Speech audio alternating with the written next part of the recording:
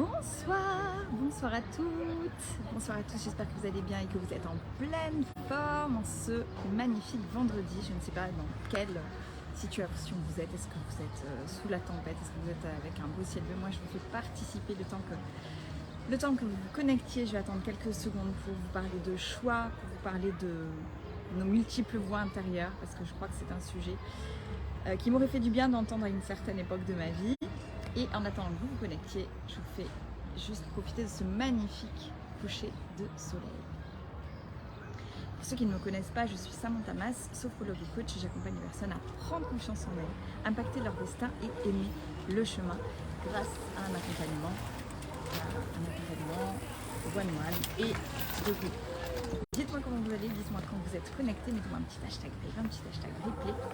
Et on va démarrer, je vais faire ça quelques secondes, enfin quelques minutes plutôt de live, puisque je me suis engagée à faire un live par jour pour vous amener le plus de valeur possible et vous aider dans votre cheminement, vous aider dans vos ascenseurs émotionnels et traverser les événements de la meilleure manière qu'ils soient. Et aujourd'hui, je voudrais vous parler des trois voies qui sont en nous. Lorsque vous êtes face à un choix qui est bon ou pas bon pour vous, il y a beaucoup de personnes qui disent mais c'est bizarre, j'ai l'impression d'avoir plusieurs voix à l'intérieur de nous. Mais en fait c'est complètement vrai. On a plusieurs voix à l'intérieur de soi. Maintenant ce qui va être important de faire, c'est de discerner les voix, donc de devenir toujours observateur, discerner les voix et se dire ok, laquelle j'ai envie d'écouter. Donc il y a trois voix principales qui s'offrent à nous. Il y a la toute première voix, c'est la toute première fois en général, c'est la voix méchante. On va dire la connasse ou la diablesse, peu importe comment on l'appelle. C'est la voix qui va être toujours négative, qui va nous poser beaucoup de questions, qui va être toujours dans le oui mais tu vas jamais y arriver, tu devrais pas faire ci. Cette voix-là, elle va critiquer, vous juger. Coucou ma Jess, mettez-moi un petit hashtag like quand vous êtes là. Donc elle va critiquer, elle va juger, elle va pas du tout être dans la bienveillance avec vous-même. Donc celle-ci, c'est le diable qui est en vous. Celle-ci, il ne faut pas l'écouter. Celle-ci, c'est pas le bon choix de l'écouter. Ensuite, vous avez une deuxième voix. Cette voix, c'est votre meilleure amie. C'est la voix de la bienveillance. C'est celle qui va vous dire bon, bah allez, c'est pas grave, prends ce hamburger. Tu en as assez fait pour aujourd'hui, tu as donné le maximum de toi-même, allez, tu peux bien te faire ce petit plaisir. Ou alors qui va vous dire, allez, c'est pas grave, prends un bain à bulles et tu verras demain comment ça se passe. Il faut casser la voix. Pourquoi casser la voix, Vincent? J'ai pas la voix cassée, j'ai pas crié, c'est le pied que j'ai cassé avec mes charmantes béquilles, tu vois, c'est merveilleux. Et coucou ma belle Jess, contente de te voir connectée. Donc cette voix-là, c'est votre meilleure amie. Elle est très importante cette voix-là parce qu'on a beaucoup plus tendance à écouter la diablesse que la meilleure amie, et la meilleure amie peut parfois venir en aide. C'est celle qui va nous rassurer, celle qui va être réconfort, qui va nous amener du réconfort, de la bienveillance, de l'amour, et parfois on en a besoin. Maintenant on a une troisième voix et qui pour moi en tout cas est la meilleure à écouter. En tout cas c'est la voix de la mentor. La voix de la mentor, un mentor c'est quoi? Un mentor c'est quelqu'un qui va vous guider sur un meilleur chemin que peut-être vous n'aviez pas encore vu. Sur un chemin, peut-être vous n'aviez pas encore vu parce que vous étiez sujet à vos émotions, sujet à des réactions, sujet à un état de down. Et cette mentor va pouvoir se détacher de votre système émotionnel et va pouvoir enfin vous dire ok, est-ce que ce serait pas mieux de réagir comme ça? Vous savez, aujourd'hui, c'est une journée un peu... c'est une journée parfaitement dans sa dualité. La vie, elle est dualité en permanence, yin-yang, ombre et lumière, tout le temps. Et c'est une vraie journée dans la dualité. Autant il y a des choses incroyables et merveilleuses qui se sont passées aujourd'hui avec les enfants, notamment mon ado qui dit non à tout, mais qui a passé une super journée. On l'a fait tester le golf, le petit est incroyablement doué, ça m'a fait halluciner, mais en même temps tout ce qui concerne le sport, il est incroyable. Donc on a fait du golf, on est allé dans les vagues, enfin pas moi parce que je ne peux pas bouger, mais en tout cas ils se sont éclatés et ils m'ont dit franchement les vacances avec toi maman c'est toujours génial. Donc ça c'est la plus grande victoire, surtout avec tout ce qui s'est passé ces 4 dernières années. Ça c'est une merveilleuse victoire. Ensuite, pour autant, dans la dualité de la vie, j'ai reçu un mail qui m'a profondément blessée, profondément émotionnellement touchée et c'est quelque chose qui peut vite te mettre en down. Par contre, c'est là où moi j'accepte mes émotions, je les laisse me traverser.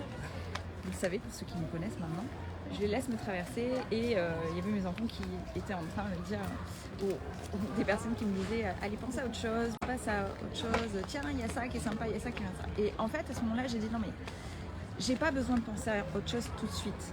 Là, j'ai besoin de vivre cette émotion-là. Là, j'ai besoin de comprendre qu'est-ce qui se joue en moi. J'ai besoin d'en parler, j'ai besoin de l'extérioriser, j'ai besoin de le comprendre, de le conscientiser pour pouvoir ensuite le digérer, m'en détacher et passer à autre chose. Parce que si, à ce moment-là, tout de suite, quand vous recevez quelque chose qui émotionnellement vous touche, alors moi, je le fais très vite, hein. Attention, je suis spécialisée là-dedans, donc je le fais très vite. Ça m'a mis des années d'être à ce niveau-là. Quand c'est pas bon pour vous, il vaut mieux effectivement penser à autre chose, passer à autre chose et vous y reviendrez plus tard. Mais en aucun cas le garder pour vous. Donc moi j'ai dit non, là c'est pas ok pour moi de passer à autre chose, c'est pas ok pour moi. Là j'ai besoin de 10 minutes pour comprendre, l'extérioriser, en parler, l'encaisser, le digérer et ensuite, quand c'était ok pour moi, hop, je suis passée à autre chose. Et je suis passée par toutes ces voies. Par ces 3 voies. La toute première qui a dit mais peut-être que en fait c'est pas bien, c'est comment tu réagis c'est pas bien, tu dois peut-être te remettre en question. De toute façon voilà, je me suis auto-jugée, auto-critiquée. Ensuite j'ai la deuxième voix qui est venue qui a dit mais non allez c'est bon, tu réagis bien, ça va bien se passer. Mais j'étais pas ok et puis après j'ai fait appel à ma mentor. J'ai fait appel à la mentor qui est en moi et je me suis dit mais comment réagirait la plus haute version de moi-même? Comment réagirait la femme extraordinaire et exceptionnelle qui est au niveau suivant réagirait pour être encore plus puissante, encore plus forte, encore plus élevée, en élévation de conscience? Et c'est à ce moment-là que je me suis dit ok, cette personne-là réagirait comme ça, elle prendrait les choses de cette manière-là et elle le digérait de cette manière-là, elle l'agirait comme ça et elle ferait ce bon choix. Qu'est-ce qui est le bon choix? C'est toujours celui qui est bon pour soi, bon pour les autres et bon pour le monde. Par contre, parfois, il faut accepter qu'on ne peut pas tout contrôler, on ne peut pas tolérer certaines choses dans sa vie et on ne peut pas tout changer, on ne peut pas changer les gens. On peut juste accepter. Et la meilleure version de moi à ce moment, accepter cette situation, accepter que je ne pouvais pas changer les choses et accepter que oui, le meilleur choix pour moi c'était de laisser les choses comme ça et d'avancer quoi qu'il arrive. Et à ce moment-là, vous vous détachez, vous vous donnez la permission de simplement réagir différemment que la méchante ou l'amie. Parce que l'amie, elle est super, mais elle ne vous aide pas dans votre quotidien. Elle va vous rassurer, mais elle ne va pas vous amener à vous élever dans la plus haute version de vous-même. Elle va vous laisser là où vous êtes, elle va vous rassurer dans ce qui est bon à l'instant T pour vous, mais peut-être pas ce qui est bon pour votre futur vous. Moi, vous le savez, je suis persuadée qu'on est des êtres de croissance, on est des êtres d'élévation. On n'est pas des fers humains, mais des êtres, et on est là pour s'élever et aller vers la meilleure version de nous-mêmes. Et la mentor peut réellement vous aider à ça. Donc je vais vous lancer ce challenge d'écouter votre mentor le plus souvent possible. Et si vous n'en avez pas, de vous entourer d'un vrai mentor. Parce que moi j'ai des mentors. Pourquoi? Parce que c'est important pour moi de me rapprocher de quelqu'un qui va pouvoir me dire, ou à qui je peux poser la question, de dire mais comment tu réagirais face à ça toi? Parce que pour devenir la meilleure version de soi, il faut comprendre comment ça fonctionne dans la tête de quelqu'un qui est plus élevé. Et c'est comme ça qu'on récupère, qu'on mimétise, qu'on comprend et qu'on intègre. Donc, rapprochez-vous d'un mentor si vous n'en avez pas. Et voilà, c'était mon petit message de la soirée. J'espère que ça va vous résonner. Ouais, c'est celle qui encourage, tout à fait, la mentor, c'est celle qui encourage. Exactement. Tu le sais, Jess. Donc voilà, c'était mon petit message. Maintenant, je vais... Oh, merci ma Jess. Ça me fait tellement plaisir, ça me touche tellement. Bon, maintenant, je vais vous laisser. Je vais retourner au restaurant et ensuite, on part pour direction la maison. On rentre ce soir avec les enfants. Donc, je pense qu'ils vont être complètement KO parce qu'ils ont une journée dingue. Donc, ils vont être KO dans la voiture. Je pense que... je sais pas comment je vais faire pour les traîner dans leur lit une fois arrivés parce que je ne peux pas marcher. Mon pied est bleu, violet, jaune, affreux. Enfin, voilà, je vous souhaite une très belle soirée. Merci de m'écouter, merci de votre confiance et continuez à œuvrer et à développer vos potentiels comme vous le faites chaque jour. À très bientôt. Bisous ma Jess. Ils jouent ensemble, ils sont toutes les personnes.